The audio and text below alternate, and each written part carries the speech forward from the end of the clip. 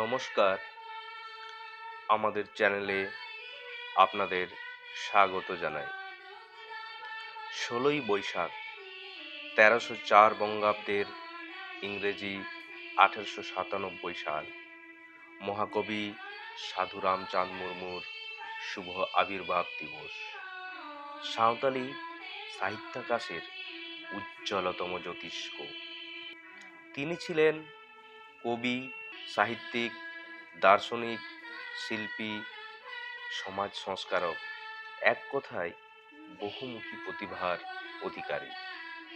বলা হয়, সান্তাড় সমাজকে জানতে হলে সাধু রামচাঁদ মুর্মুকে জানতে হবে। পশ্চিমবঙ্গ রাজ্যের ঝাড়গ্রাম শিলদার নিকট কামারবাঁধি গ্রামে মোহন মুর্মু এবং কুনি মুর্মুর 4 সন্তান সন্ততির সর্বকনিষ্ঠ সন্তান ছিলেন রামচাঁদ। মেধাবী রামচাঁদ নিম্ন বুনিয়াদ, উচ্চ বুনিয়াদ সাফল্যের সঙ্গে পাশ করে ভীমপুর মিডল ইংলিশ স্কুলে ভর্তি হন। লেখাপড়ার পাশাপাশি বিভিন্ন কারিগরি বিদ্যাতেও পারদর্শী হয়ে ওঠেন বালক রামচাঁদ। সহজাত প্রতিভার অধিকারী রামচাঁদ নাচ গান আখড়ায় তার বাঁশি কেন্দুরি সহযোগে গান পরিবেশন করতেন। পরবর্তীতে তিনি অনেক গান রচনা করেছেন এবং সুর দিয়েছেন।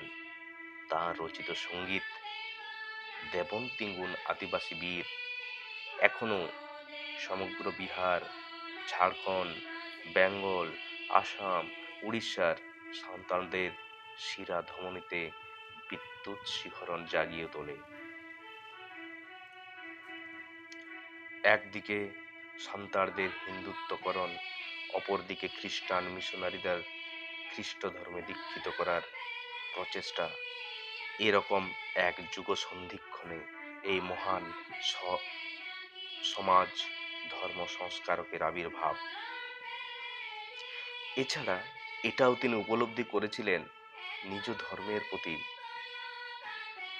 আস্থা হারিয়ে কিছু সংখ্যক সাঁওতাল পরধর্মের প্রতি আকৃষ্ট হচ্ছেন।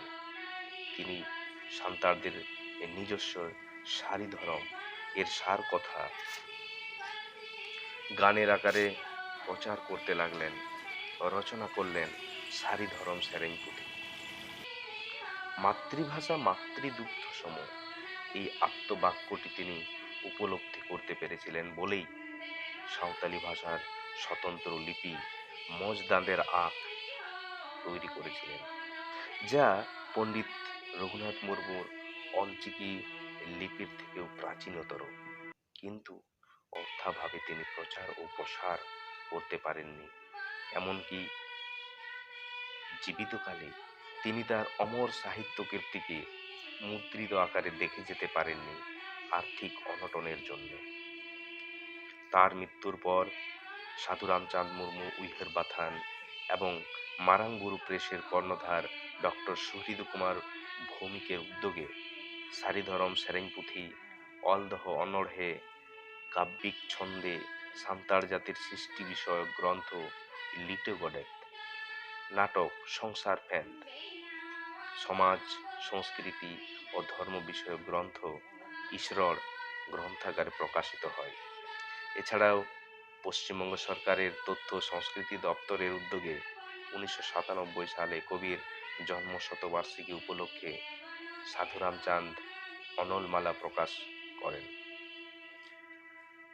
সাঁওতালি ভাষা সাহিত্যের বিকাশে সাধু রামচাঁদ যেভাবে আত্মনিয়োগ করেছিলেন তা বোধ হয় আজ পর্যন্ত আর কেউ তা করতে পারেননি। কবি, সাহিত্যিক, দার্শনিক, সমাজ সংস্কারক সাধু রামচাঁদ মুর্মুর লেখা সাহিত্য, গান, সমাজ ধর্মের উপলব্ধি ও সাধু রামচাঁদ মুর্মু সাঁওতালি সাহিত্যের একটি মাইলস্টোন। তার জীবনধারায়, তার দর্শন, তিনি নিজেই একটা যুগ।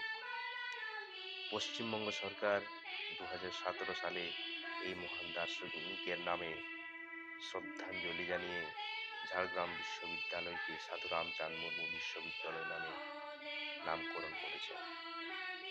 এই মহান মানব প্রেমিককে আমাদের পরিবারের পক্ষ থেকে রইল শতকোটি প্রণাম। জোহার।